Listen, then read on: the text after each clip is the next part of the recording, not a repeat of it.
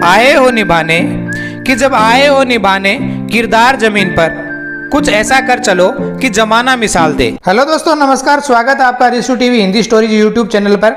दोस्तों, जैसा कि आपने टाइटल पढ़ा, आज की कहानी बहुत ही शानदार है।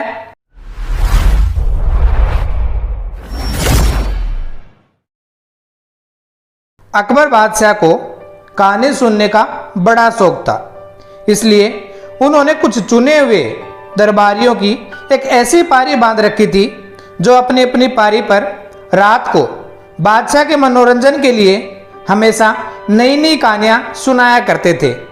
एक दिन बीरबल की बारी आई। यथा समय कहानी शुरू हुई, बादशाह हुंकारी भरने लगा।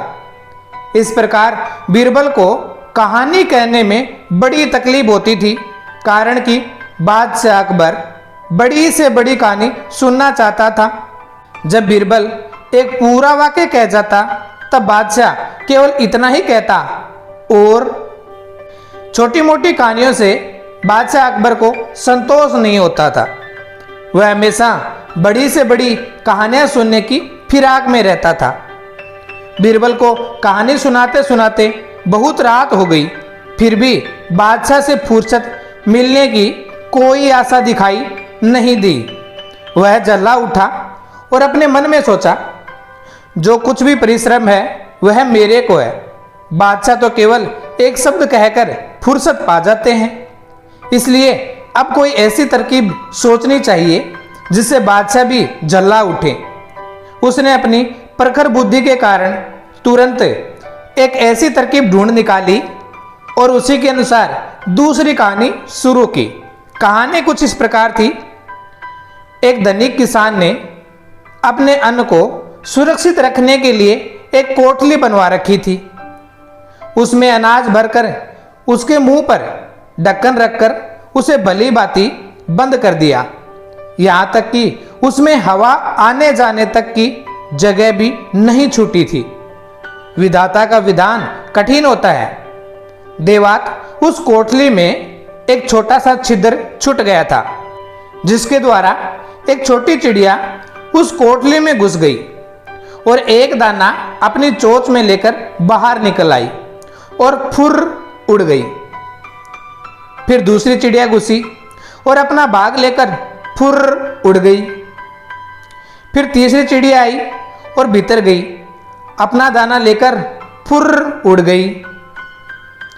फिर एक चिड़िया आई, भीतर घुसी, अपना दाना लेकर फुर उड़ गई। फिर एक और चिड़िया आई और भीतर घुसकर अपना दाना लेकर फुर उड़ गई। इसी तरह लगातार कहते कहते बीरबल को सैकड़ों बार हो गया। जब बादशाह और कहता थक गया तो वह झुंझलाकर बीरबल से बोला, यह तो मैं सुन चुका, अब आगे क्या हुआ वो कहो। बीरबल ने गंभीरता से उत्तर दिया, महाराज, दाने के लोभ से वहां पर चिड़ियों का जमघट लग गया, यहाँ तक कि वहां करोड़ों चिड़ियां इकट्ठी हो गई और अपना अपना दाना बारी बारी से लेकर जाने लगी। अभी 150 की ही बारी आई है।